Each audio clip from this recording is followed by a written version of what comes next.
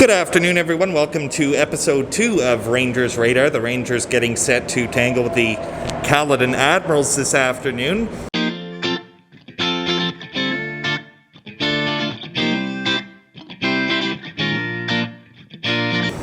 And here we have the two puck stoppers, Hardy Westman and James Gray, with us here for the second episode of Rangers Radar here this season. Thank you, gents, for joining us. Just to start it off a little bit seriously, you two have been excellent this year, two of the best goaltenders in the OJHL so far. So what's it been like, kind of the internal competition with you two in between the pipes? I'll start with you, Hardy. Honestly, we're just having fun, just enjoying the year. While last year got taken away from us, so we're just trying to make the most of it this year. Yeah, I think on the other hand, generally with the culture that we have here, it's everybody supports each other. It's the idea of team success breeds individual success. So whoever's in the net, we're obviously full support for each other, cheering each other on, and hoping the best for each other. And we're only out here making each other better. So I think that we each give it our best every single day, that we're only making ourselves better. Yeah, and you guys have certainly shown that ability to, be supportive of one another and enjoy each other's success, which obviously you've had a lot of. How much stock do you guys take in sort of being the backbone of the team? Because, the team can score, but they haven't scored at an overwhelming rate. But you guys are probably the two biggest reasons why you have had as much success as you had. So how important is that? Everyone plays their own role on the team. Some games are tougher than others, but having a good defensive line definitely helps a lot. And I think the scoring will come. We just got to be a little bit more consistent. But we've been pretty fortunate to have the guys in front of us. James? Yeah, I agree. Obviously it's team success, but we can only do our best to stop pucks every single game, and sometimes it's harder than others. But obviously it's good that we play a big role, because I think that down the line that makes a big difference. And us, if we're playing and performing, then we're giving confidence to the rest of the team, and then that allows them, if they have more confidence in us, they have more confidence in the O-zone, and everybody else can play their game and don't have to worry. Yeah, absolutely. And you guys both with goals against averages of under 2, so the team doesn't have to score as much when you're barely letting anything in the back of the net. But getting to some of the more goofy stuff, let's talk a little bit about the two of you in terms of your attributes as a goaltender. So, Hardy, which of the two of you do you think has the better glove hand? Oh, I don't know. You can throw him under the bus if you want. Can we give that answer to Alexander Jett?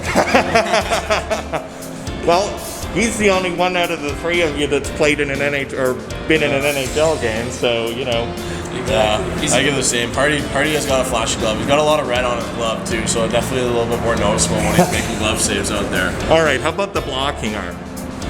I think I might take that one. Jimmy, save there against the Patriots, but I don't know. Try not to reach for him as much. Yeah, that was quite the stop. Okay, so how about your wickets? Whose 5-hole is the worst? And I guess that's probably got to go to me. Yeah.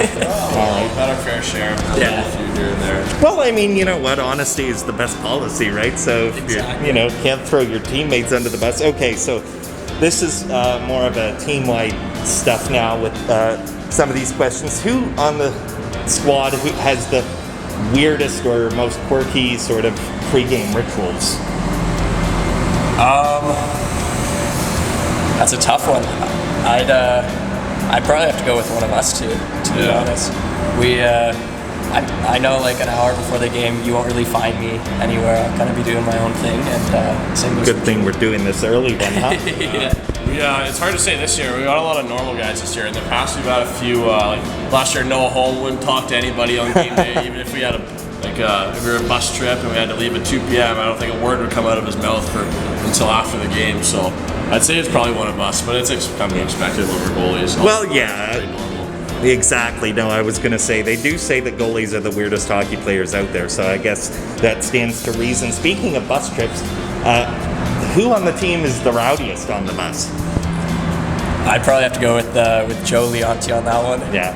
Yeah, he's always stirring up stuff back there, making everybody aggravated, getting under guys' skin. So I think he does it on purpose just to get a reaction out of the guys. Everybody finds it pretty funny.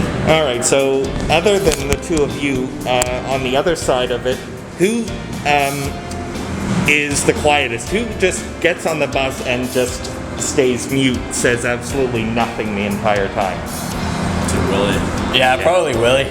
I don't think I heard a single word come out of that guy's mouth all year on the bus trip. He's generally pretty quiet. It's funny, like when we have team meetings and him and Issa start talking, they'll like be competing for who's the quietest guy to talk, and nobody on the other side of the room can ever hear him. That's pretty good. Okay, so one more question. Who on the team do you guys hate facing the most in practice? Who is the worst guy to face in practice? That's got to go to our Cornell commit, George Figueres. About 50% of the shots come from below the hash marks, and the other 50% hit you right in the head. So I know he always apologizes, but it's like just stop saying sorry, just stop doing it. Yeah, all talk, no action, huh? Yeah. All right. Well, thank you, gents, very much for joining us, and have a great game today, Hardy. Yeah, thank you. Awesome.